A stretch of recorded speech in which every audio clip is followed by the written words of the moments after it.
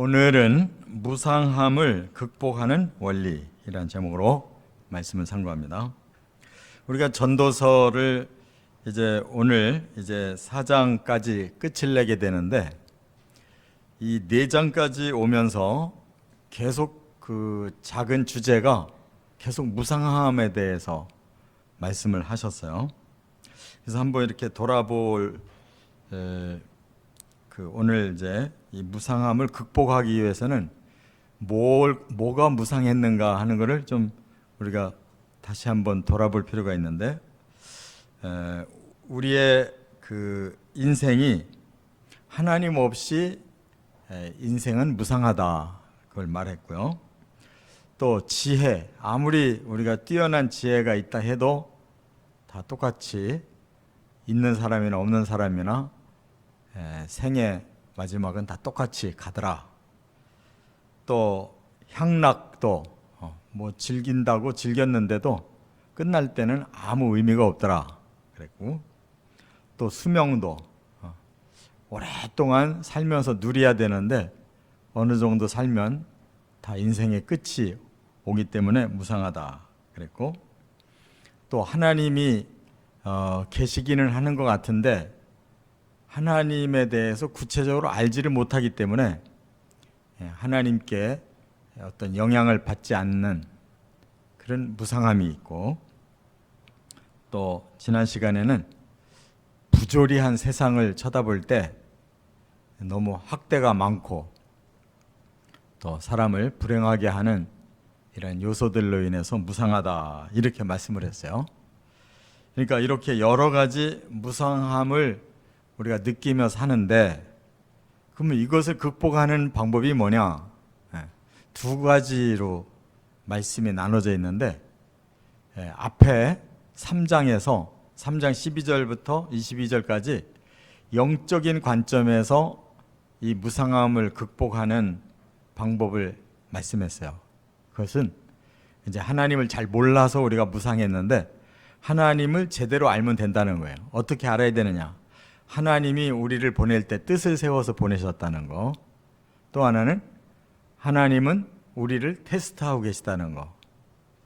그 다음에 우리가 한 인생을 다 살고 나면 하나님은 반드시 심판하신다는 거. 이 세 가지를 알면 우리가 바르게 살 수 있기 때문에 무상함이 극복된다는 겁니다. 그런데 오늘 본문도 무상함을 극복하는 그 원리가 나오는데, 오늘의 차원은 영적인 차원이 아니라 이 땅에 살아가는 사람과 사람 간의 차원에서 우리가 무상함을 극복할 수 있는 방법이 뭐냐, 그거를 지금 말씀하고 있어요. 그래서 사람과의 관계 속에서는 어떤 것이 최선의 삶이냐, 그 세 가지 원리를 말씀하고 있어요. 그래서 우리가 때로 사람 때문에 시험도 받고, 또 사람들의 그 관계가 좋지를 못해가지고 오히려 많은 그런 허무감을 느낄 때도 있지만, 하나님이 주신 지혜를 가지고 사람과의 관계가 잘 되면 얼마든지 이런 허무함을 이겨낸다는 겁니다. 첫째는 9절부터 12절까지 보면 함께의 원리, 또 다른 말로는 협력의 원리. 사람은 함께 살려고 하면 서로에게 필요를 충족시키는 협력의 삶을 살면 이 무상함이 극복된다는 거예요. 9절 한번 읽어보겠습니다. 두 사람이 한 사람보다 나음은 그들이 수고함으로 좋은 상을 얻을 것임이라. 두 사람이 한 사람보다 낫다, 그 말은 각자가 사는 것보다는 함께 힘을 합해서 사는 것이 낫다. 그들이 함께 수고하면 그만큼 좋은 결과, 좋은 상을 얻는다. 이것이 무상함을 극복하는 방법이라는 거예요. 그래서 하나님이 사람은 함께 살도록 지어주신 것입니다. 그래서 남자와 여자를 함께 삶으로 가정을 이룰 때 그 가정을 아름답게 만들어 갈 수 있고, 또 사회생활도 동료, 마음을 함께 나누는 동료가 있을 때 사회생활도 훨씬 잘 감당할 수가 있고, 또 교회도 공동체로 뜻을 이루어 가야 또 모두가 신앙생활에도 큰 유익을 얻을 수가 있고, 또 민족이나 국가도 바로 이렇게 함께 공존할 때 그 민족과 국가가 더 아름답게 발전할 수가 있다, 그 말입니다. 근데 이것을 헬라어로 우리가 찾아보면 아주 뜻이 확실하게 나와 있는데, 협력, 이 한자로는 맞을 협 힘력이에요. 그러니까 서로 힘을 서로 받는다, 그 말이에요. 힘을 서로 받는다.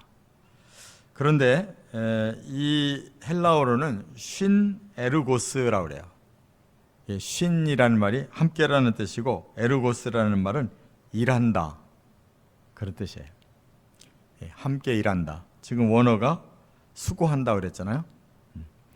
수고한다는 말은 고생한다는 뜻이 아니고 어떤 목적을 가지고 거기에 땀을 흘린다는 뜻이에요. 이렇게 함께 일한다 또는 동역한다, 이런 뜻이에요. 이것을 영어로는 시너지라고 그래요. 시너지. 시너지 그러면 상승 효과라는 뜻이 있어요. 각자가 일을 했을 때 나오는 그 결과보다 두 사람이 함께 일을 했을 때 상승 효과가 나온다는 거예요. 그게 시너지라는 말이에요.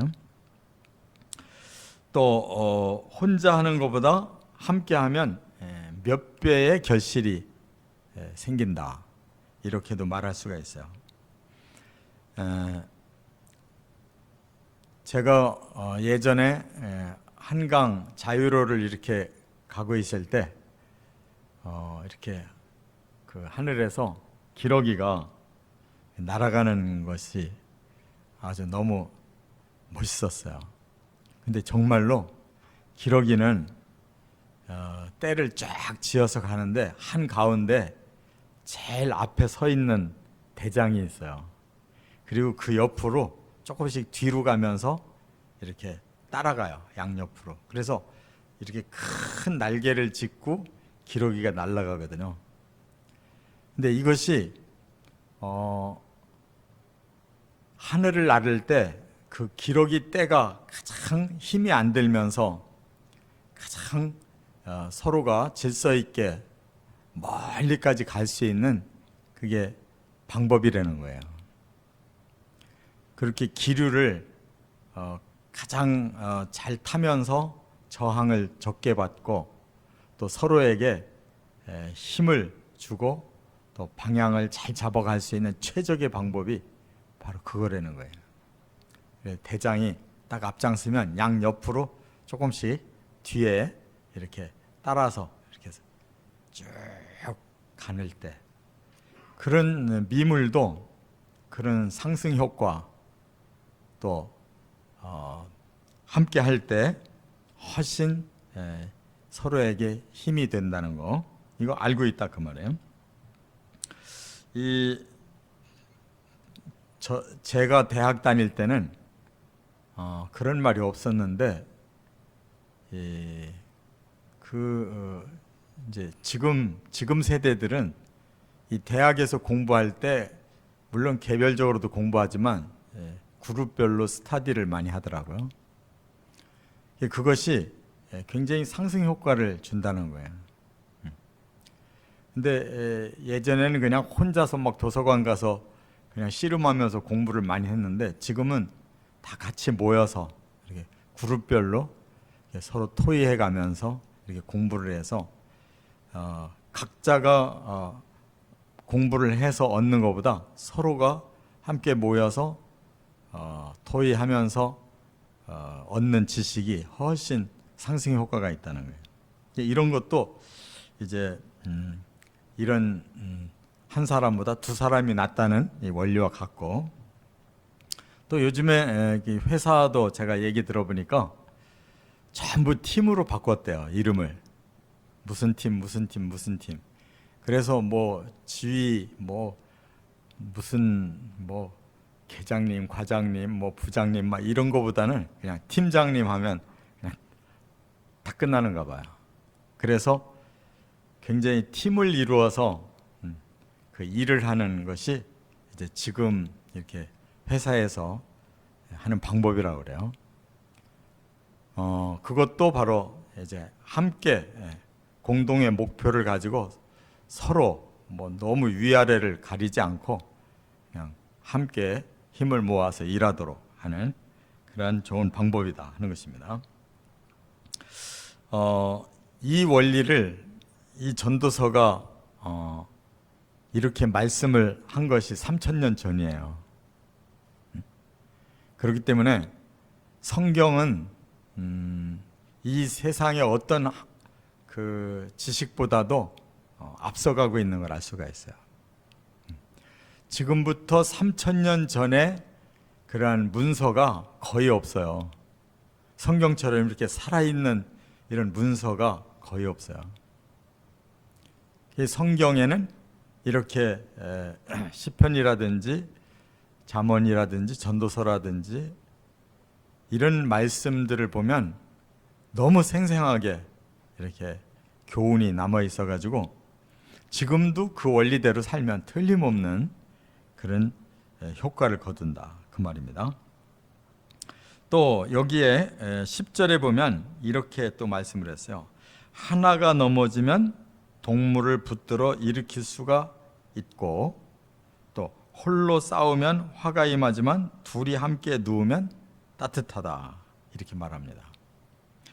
그러니까 각자가 자기 힘으로 살으려고 하면 굉장히 힘든데 서로 협력하면 한 사람 넘어지면 옆 사람이 일으켜 줄 때 훨씬 힘을 얻을 수가 있고, 또 싸울 때도 혼자 싸우는 것보다 둘이 함께 힘을 합해서 싸우면 훨씬 효과가 크고, 잠을 자도 혼자 자는 것보다 둘이 함께 자야 훨씬 더 따뜻하다. 이게 하나하나가 다 진리예요.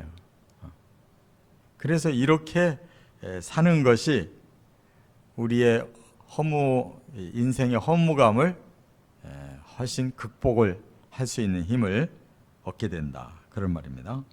그리고 이제 가장 결정적인 말을 여기서 뭐라고 말씀했냐면 12절에 세겹줄은 쉽게 끊어지지 않는다 그랬어요. 우리가 가는 그런 실을 하나씩 가지고 있으면 그거 금방 끊어버리기가 쉽잖아요. 근데 이 가늘은 실도 몇 겹을 같이 이렇게 꿰어 놓으면 이게 상승 효과가 있어가지고 안 끊어져요.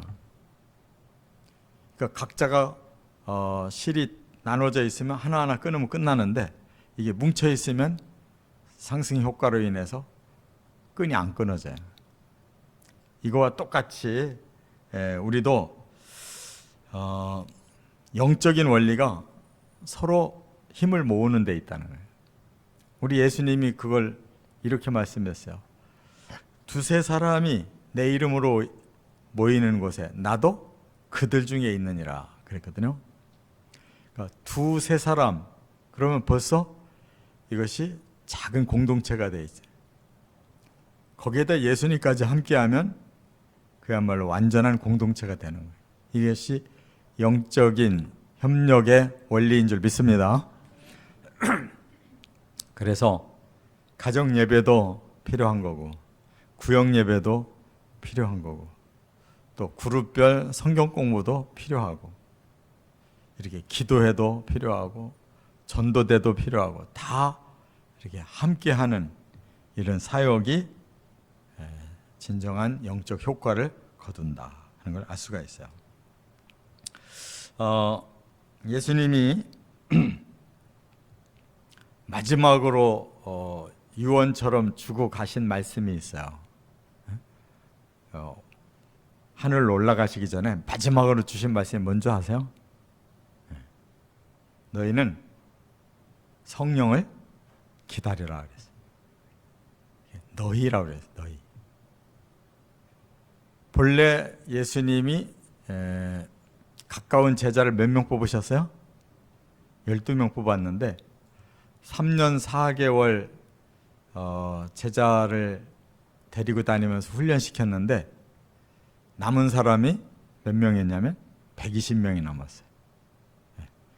3년 4개월 동안 사역을 하시면서 제자 12로 시작해서 10배 120명이 남았는데 그들에게 이제 함께 기도하라고 그랬어요. 함께 기도해라.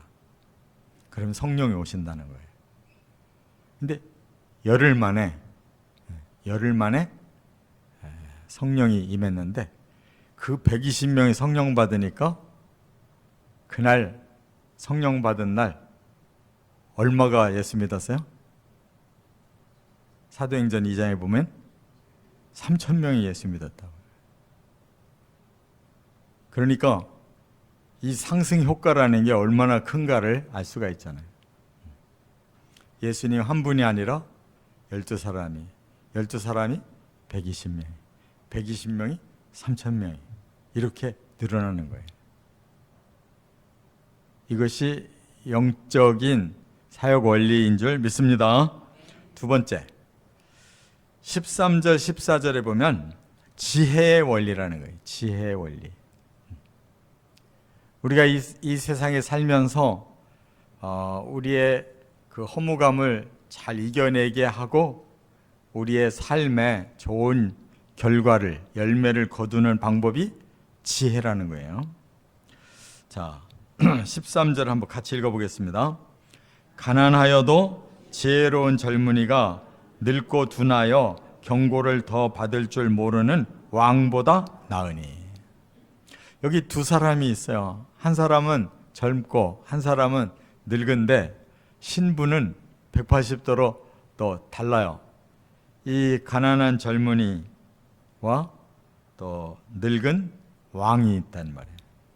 그러면 그냥 객관적으로 볼 때는 젊음이 좋지만 가난하면 너무 살기가 힘들잖아요. 불행하겠다 이렇게 느껴요. 근데 왕은 비록 늙었어도 모든 권세를 가지고 있으니까 그는 참 행복하겠다, 좋겠다 이렇게 느끼잖아요. 그런데 딱 한 가지 때문에 완전히 상황이 반대가 된다는 거예요. 그게 뭐냐? 왕은 지혜가 없다는 거예요. 그래서 자꾸 자기 고집대로만 살으려고 하는 거예요. 경험대로만 살으려고 그래요. 그게 나이 많은 사람들의 특징이잖아요. 나이가 많아지면 잔소리가 많아진다는 것이 자기 경험이 많아지기 때문에 자기가 경험해서 아는 거를 그게 다라고 생각하니까 그거를 계속 다른 사람한테 말을 하거든요. 그래서 자기의 고집이 점점 커져요. 나이가 들면. 그런데 문제는 늙은 데다가 둔해서 경고를 받아들일 줄 모른대요. 자기 경험에 너무 의지하고 확신이 강하면 마음이 둔해져서 상황을 잘 파악을 못하는 거예요. 그래서 늙으면 죽어야 되는 거예요. 그렇게 고집을 자꾸 부리고 잔소리를 자꾸 해대면 이제 노망이 들은 거예요. 그 전에 우리가 가야 된단 말이에요. 그런데 이 젊은이는 가난하지만 아주 좋은 무기를 가지고 있어요. 지혜가 있다는 거예요. 나중에 완전히 입장이 바뀌어졌어요. 어떻게? 여기 그 다음 말씀에 보니까 14절에 이렇게 말씀했어요. 그는 자기의 나라에서 가난하게 태어났을지라도 감옥에서 나와 왕이 되었음이라 그랬어요. 이 가난한 젊은이가 아마 가난 때문인지 감옥 생활을 했나 봐요. 그러니까 인생 막바지까지 내려간 거예요. 그런데 어느 날 왕의 자리로 올라가더라. 이 늙고 둔한 왕은 자리를 이 가난한 젊은이에게 내주고 말더라, 그 말이에요. 그러니까 사람이라고 하는 것은 바로 지혜 때문에 그 인생의 가치가 나온다는 거죠. 아무리 많은 권세가 있어도 지혜가 없는 둔한 사람은 그 권세를 뺏기고, 아무리 힘없는 사람이라 할지라도 지혜가 있는 사람은 어떤 것보다도 그 힘이 큰 거기 때문에 나중에 가장 높은 자리까지 올라간다는 거예요. 이와 같이 사람들은 당장의 권세를 가지면 모든 걸 할 수 있다고 생각하니까 권세를 쫓아가는데, 성경은 그렇게 말하지 않아요. 가난하더라도 지혜가 먼저다, 그거예요. 권세 가지면 막 부유해지고 모든 거 다 누릴 것 같아도 지혜가 없는 부요, 지혜가 없는 권세, 소용없다는 거예요. 그런데 아무리 가난하고 아무리 죄를 졌다 할지라도 그가 진정 지혜를 갈고 닦았다면 후에 높은 권세도 얻고 부도 얻고 다 얻을 수 있다, 그렇게 말씀했어요. 이런 그 말씀이 그대로 이루어진 사람이 있어요. 누굴까요? 뭐 세상 사람 굴리지 말고 성경 안에서 바로 요셉이라는 사람이 지혜가 있는데, 그는 하나님께서 주신 지혜가 있어요. 그래서 형들에게 그것 때문에 시기를 받고 결국은 형들이 그를 죽이려다가 애굽에 팔아먹잖아요.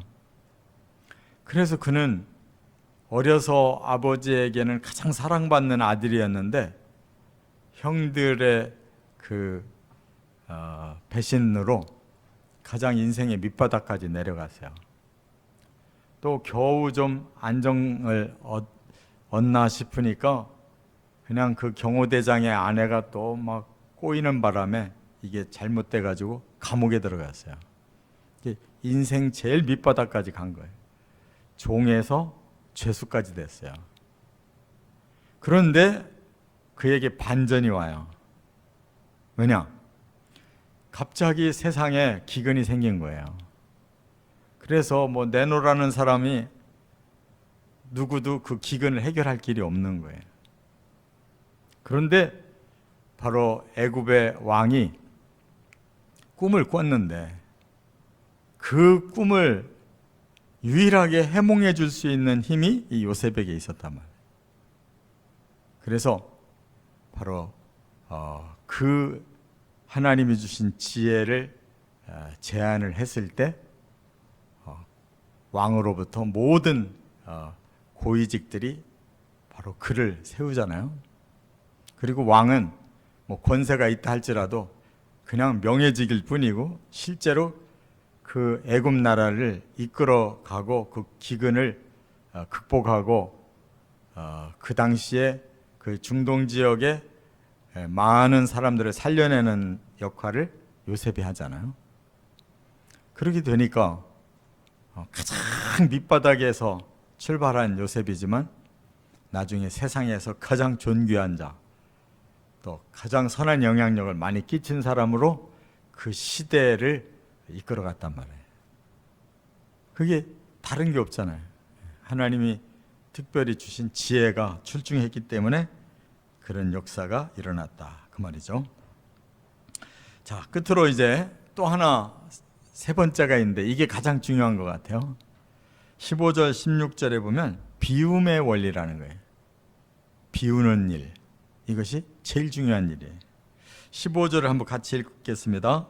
내가 본즉 해 아래에서 다니는 인생들이 왕의 다음 자리에 있다가 왕을 대신하여 일어난 젊은이와 함께 있고 그랬어요.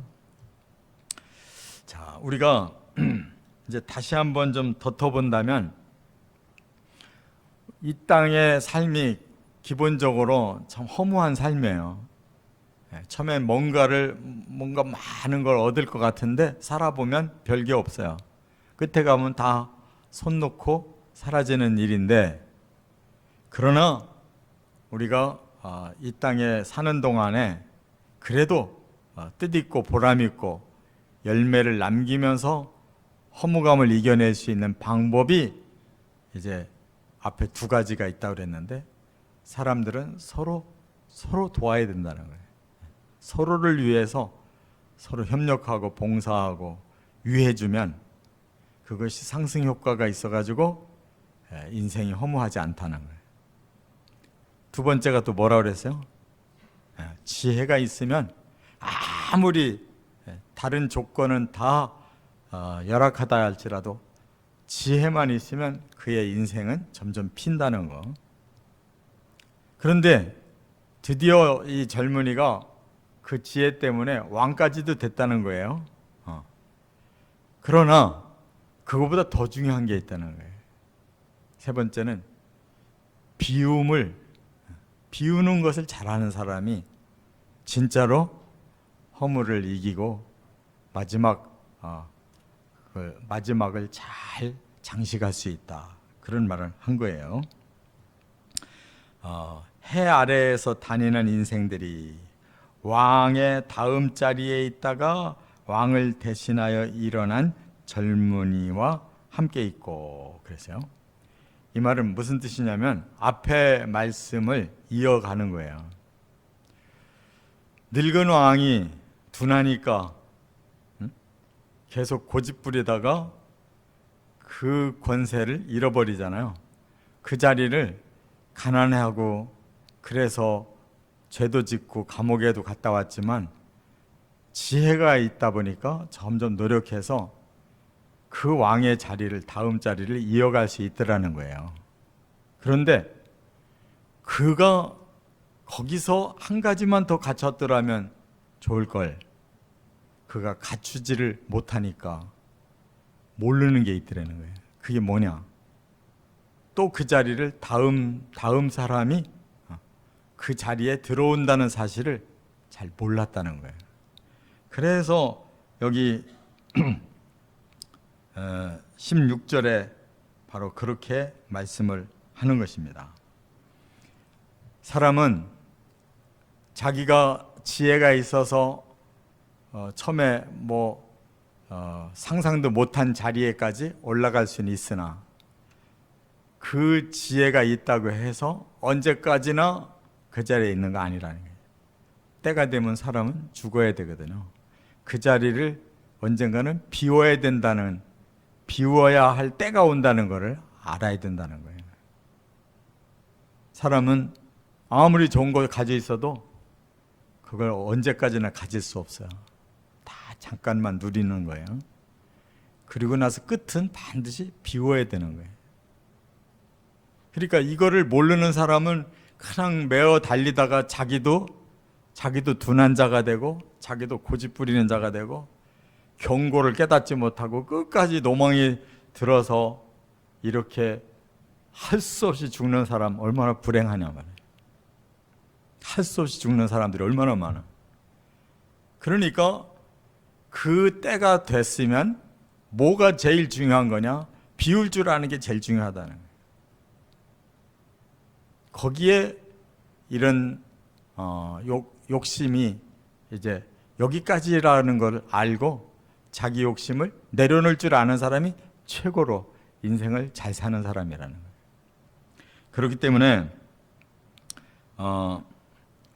그 16절은 그런 말씀이에요. 가난했으나 지혜로워서 결국 왕이 된 젊은이가 시간이 지나 늙게 되니까 또 다른 왕이 준비하고 있더라. 따르던 무수한 백성들이 이 왕을 기뻐하지 아니하고 후에 오는 왕을 또 맞이하더라. 왜 그거까지를 몰랐냐 말이에요. 우리가 이 자리에 언제까지나 있는 게 아니에요. 이 자리에서 내려놓는 날이 와요. 다른 사람이 올라와야 되는 날이 있는 거란 말이에요. 그걸 모르는 사람은 지혜가 없는 거예요. 그런 사람은 협력할 줄을 모르는 거예요. 자기가 그 자리에 끝까지 앉아 있으려고 그러면 협력하는 게 아니에요. 협력하는 건 비워야 협력이 되는 거고, 비워야 지혜로운 거고, 비워야 그 다음 자리에 또 다른 사람이 역할을 하는 거예요. 이게 제일 중요한 줄 믿습니다. 이거 모르는 사람은 추한 거예요. 노망 들리는 거라고. 아, 저분 아무래도 노망 들렸는가 봐 하는 소리를 듣고 가는 것은 참 불행한 거예요. 아쉬운데 왜 저분이 왜 자리를 비울까 할 때가 가장 최상의 자리인 거예요. 질려서 힘든데 그래도 그거를 끝까지 물고 늘어지는 사람이 있다면 어리석은 사람이에요. 디모데전서 6장 17절에 그런 욕망을 이렇게 표현했잖아요. 네가 이 세대에서 부한 자들을 명하여 마음을 높이지 말고 정함이 없는 재물에 소망을 두지 말고 오직 우리에게 모든 것을 후히 주사 누리게 하시는 하나님께 두라. 우리가 많이 노력을 하고 또 욕심을 부려서 부를 얻었다 할지라도 거기에 마음까지 높이면 안 된다. 부도 이미 높아졌는데 거기다 마음까지 높여놓으면 그 사람은 이제 타락하는 거예요. 또 재물이 있는데 그 재물에 소망을 가지고 계속 더 쌓으려고 하면 그 사람은 망할 길밖에 없는 거예요. 그래서 정함이 없는 재물이라는 걸 알으라는 거예요. 이 재물이 언제까지 내게 있는 게 아니고 언제든지 사라질 수 있다는 걸 알고 살으라는 거예요. 그게 정함이 없다는 뜻이에요. 또 하나, 이 모든 것이 하나님께로부터 주어진 것인데 그 하나님이 더 큰 거를 주시려고 또 다른 예비하신 길이 있다는 걸 알고 거기로 가야 된다. 그 주신 거를 끌어안는 게 아니라 그 다음 더 좋은 것을 두실 하나님께 우리가 마음을 두라, 그 말이에요. 그렇잖아요? 예수님은 산상수훈에서 첫 번째가 뭐였어요? 마태복음 5장 3절에 산상수훈에서 첫 번째 말씀한 게 뭐예요? 그렇다니까. 심령이 가난하다는 건 무슨 뜻이냐면 마음을 비웠다는 거예요. 마음이 싹 비워져서 없다는 아무것도 없다, 욕심이 없다는 거예요. 그걸 심령이 가난하다, 너무 멋있게 표현하신 거예요. 그러면 그 놀라운 천국이 그의 것이라는 거예요. 욕심이 없어져야 천국이 내 안에 들어오는 거지. 내 욕심이 너무 많은 천국이 내 안에 올 새가 없어요. 그러니까 예수를 잘 믿는다는 것은 마음을 싹 비우고 천국으로 가득해야 예수 잘 믿는 거지. 이 땅에 뭐 이거저거 막 욕심이 많아가지고 덕지덕지한 사람은 그 사람은 가짜 신앙이에요. 천국은 여기에 없고 세상에 대한 것만 잔뜩 있는 사람은 신앙생활 가짜로 하는 거라고. 고린도전서 7장 29절에 그랬어요. 이거 잘 들어야 돼요. 형제들아, 내가 이 말을 하노니 그 때가 단축하여진 고로 이후부터 안에 있는 자들은 없는 자같이 하며 우는 자들은 울지 않는 자같이 하며 기쁜 자들은 기쁘지 않은 자같이 하며 매매하는 자들은 없는 자같이 하며 세상 물건을 쓰는 자들은 다 쓰지 못하는 자같이 하라. 이 세상의 외형은 지나가면이라. 바로 이게 우리의 마음을 비우라는 뜻이에요. 비우라는 거예요.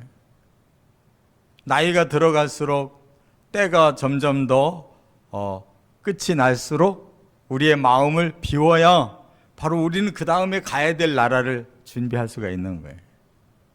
이 땅에서 뭐 그냥 더 많이 사랑을 나눠야 되는데 더 많이 물건을 많이 사고 팔아가지고 부자가 돼야 되는데 좀 좋은 거 더 많이 좀 누려봐야 되는데 이러다가 그냥 시간이 다 왔다 그러면 그 욕망에 빠져서 그 다음 시간을 맞이할 수가 없다는 거예요. 그런 그리스도인은 종교인으로 끝나는 거예요. 천국이 마음에 없는 사람은 종교인이에요. 그러면 그야말로 허울만 있는 신앙생활을 하다 가는 거예요. 그 모든 직분이 무슨 필요가 있어요? 하나님 앞에서 그 직분이 인정을 받지 않는 이 세상에서만 사람들이 불러주고 알아줬던 직분이라면 그게 무슨 소용이 있냐고. 오히려 하나님 앞에 가면 그 직분을 감당 못해서 더 큰 화를 당하는 거예요. 하나님 앞에 가기 전에 비워야 될 줄 믿습니다. 비우고 가야 되는 거예요. 이렇게 사람이 이 땅에 사는 동안에는 사람끼리 서로 도와야 되는 거예요. 그리고 하나님이 주시는 지혜를 가지고 우리를 다스려야 되고 마지막에는 비우고 가야 된다는 거예요. 이 진리대로 꼭 승리하시기를 주의 이름으로 축원합니다.